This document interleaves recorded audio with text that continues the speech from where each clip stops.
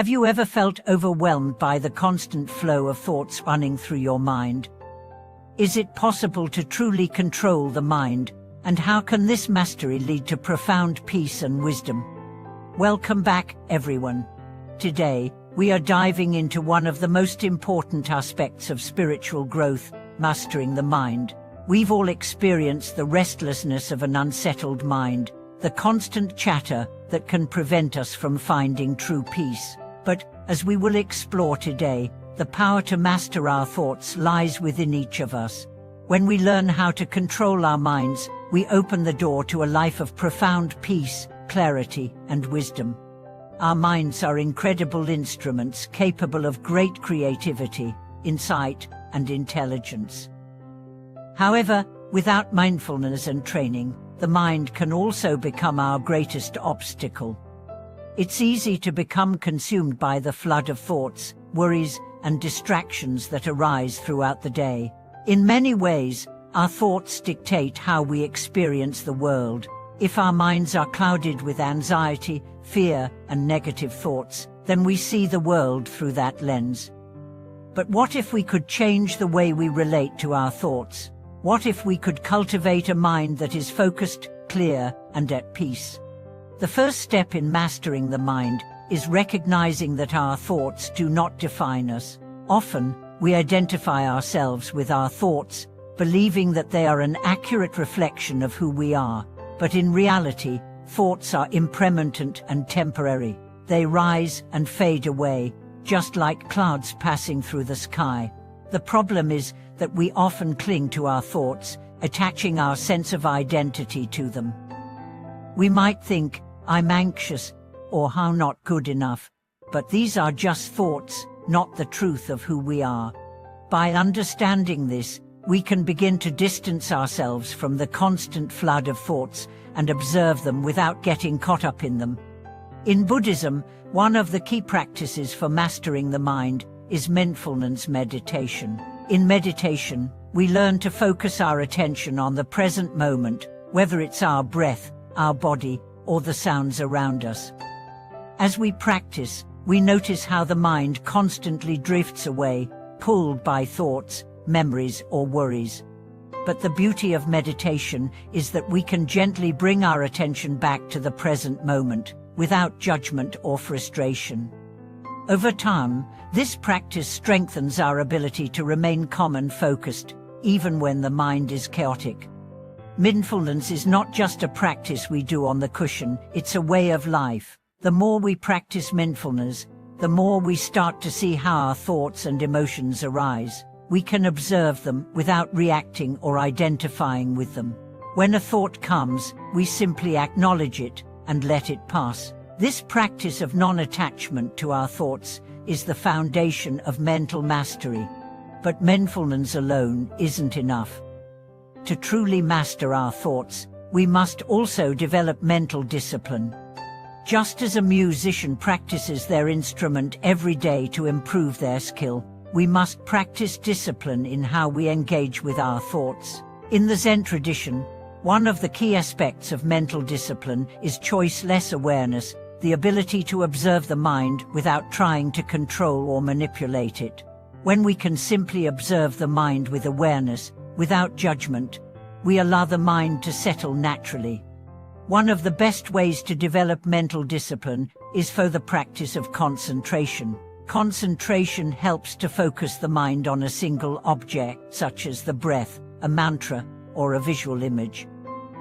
This practice is incredibly powerful in training the mind to stay focused and present. In daily life, when we find our minds wandering, we can return to a point of focus, reminder that we are in control of where our attention goes. Concentration is the key to mental clarity, and it allows us to observe our thoughts with precision and awareness.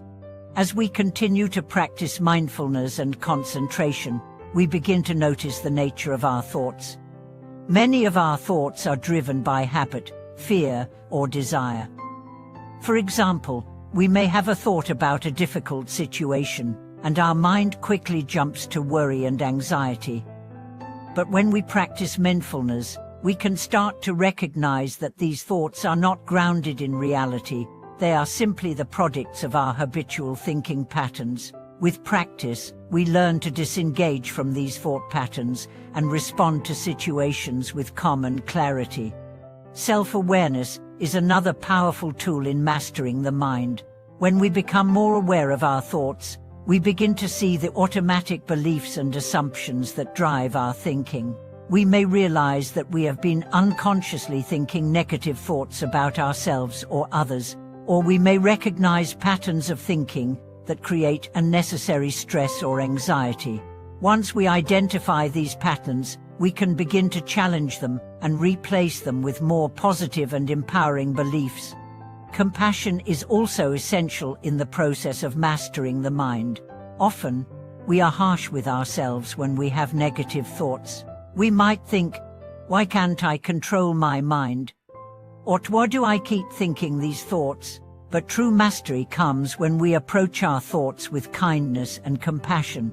Instead of criticizing ourselves for having difficult thoughts, we can gently acknowledge them and let them pass.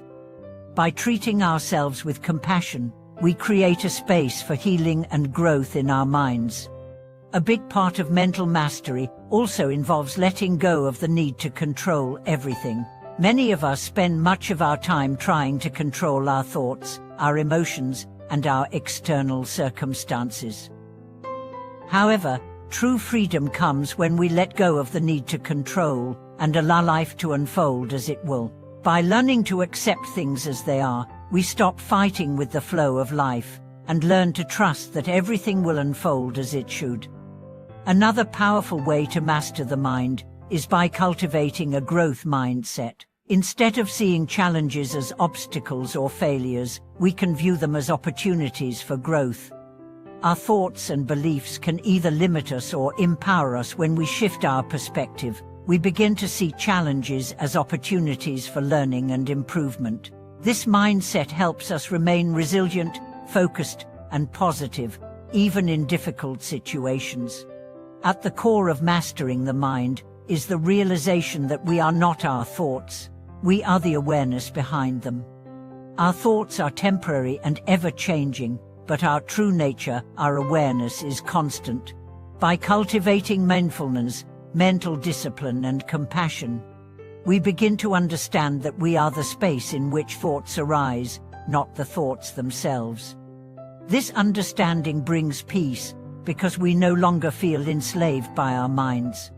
As we continue to practice, we can experience true freedom from the endless cycle of worry, doubt, and fear that often runs through our minds. We can live with clarity, peace, and wisdom, knowing that the mind is a tool to be used, not a force that controls us.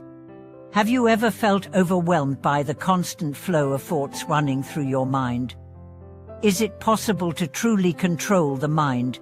And how can this mastery lead to profound peace and wisdom? Welcome back, everyone.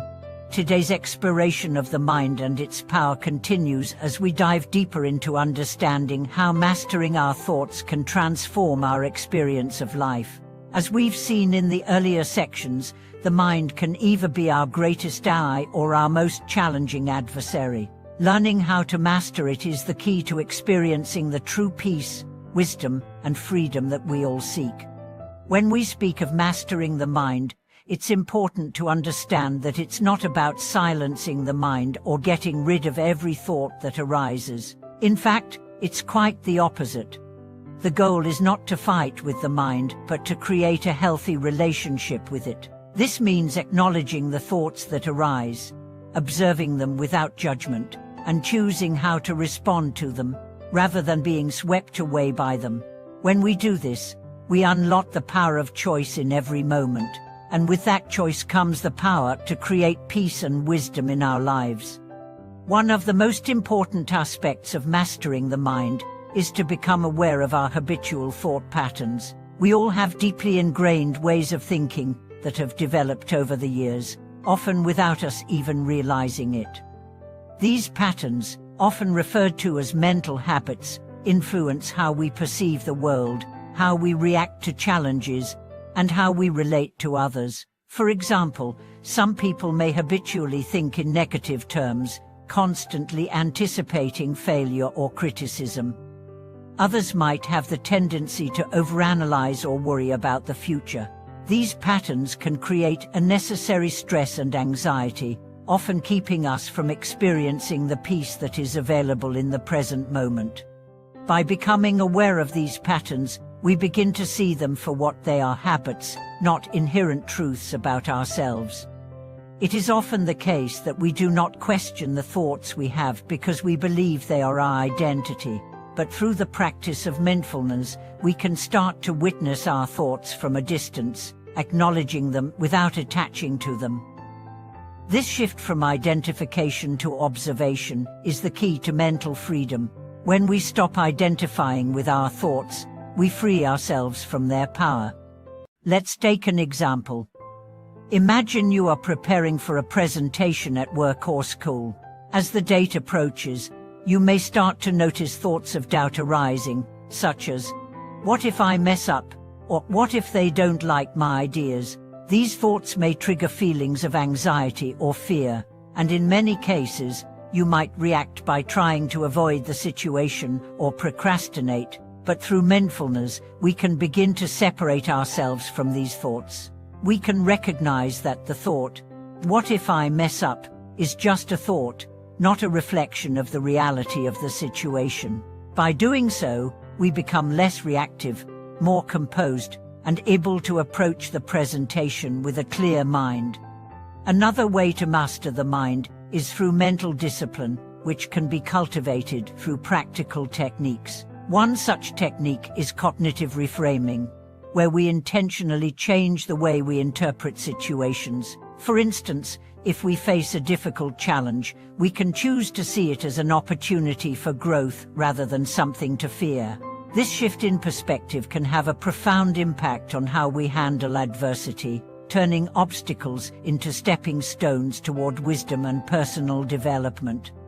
However, mental discipline doesn't only apply to difficult situations, it also plays a vital role in how we approach our daily habits. The more disciplined we become in our thoughts, the more we can direct them toward productive and positive outcomes.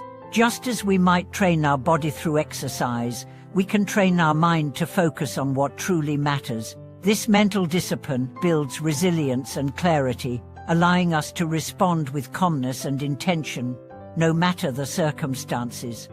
One of the most effective ways to cultivate this discipline is by practicing affirmations or positive self-talk. Every day, we have the opportunity to engage in a dialogue with ourselves. Often, this dialogue is unconsciously filled with self-criticism or doubt, but through affirmations, we can reprogram our minds to focus on our strengths, abilities, and potential. For example, instead of thinking, "I'm not good enough to achieve this goal," we can tell ourselves, "I have the ability to face challenges and grow."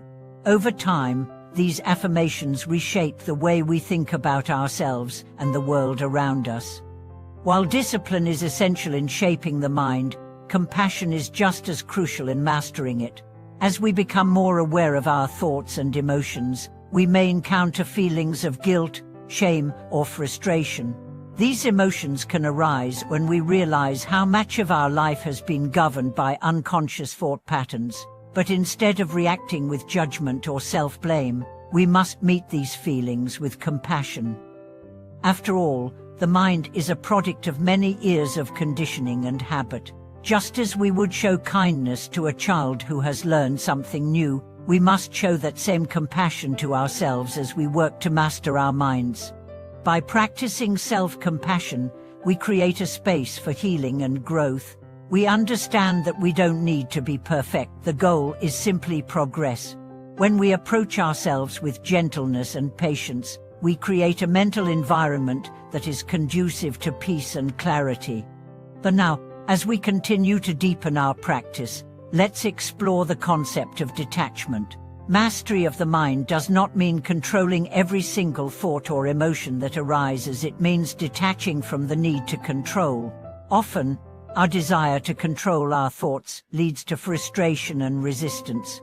However, true mastery comes when we recognize that we cannot control everything. and instead, we focus on what we can control, our response to the thoughts that arise. When we stop resisting our thoughts and emotions, we begin to see them as passing phenomena, like clouds drifting across the sky. They come and go, but they do not define us. Detachment also extends to our attachments to external circumstances. Many of us tie our happiness or peace to specific outcomes or possessions, believing that we will be happy once we achieve a goal or obtain something we desire. But when we practice detachment, we realize that true peace is not dependent on the external world. It arises from within, when we learn to remain centered regardless of external conditions. This inner peace is the foundation of wisdom. When the mind is not clouded by desires or fears, we can access the deeper wisdom that lies within us. This wisdom allows us to make choices that align with our true nature and our highest good. Wisdom, in Zen and other spiritual practices, is the ability to see things clearly, without the distortions of the ego or attachment. It is the ability to see life as it is, rather than through the lens of our biases or assumptions. This wisdom is cultivated by a quiet mind, one that has been trained through practices like mindfulness, concentration, and meditation. When the mind is still, wisdom arises naturally, without force or effort. It flows from the deep well of awareness that is always present, beneath the noise of our thoughts. To summarize, mastering the mind is not about suppressing or eliminating thoughts, it's about transforming our relationship with them. Through mindfulness, mental discipline, self-compassion, detachment and wisdom, we can learn to master our thoughts and unlock the profound peace that lies within us. The mind, when trained, becomes a powerful ally, guiding us toward clarity, wisdom, and liberation. Thank you for watching this video. I hope that today's exploration of mastering the mind has provided you with tools and insights to create peace and wisdom in your life.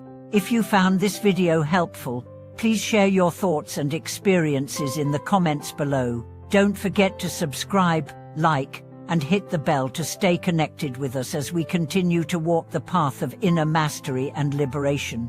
Thank you for watching this video, and may you continue to find peace and clarity in your journey.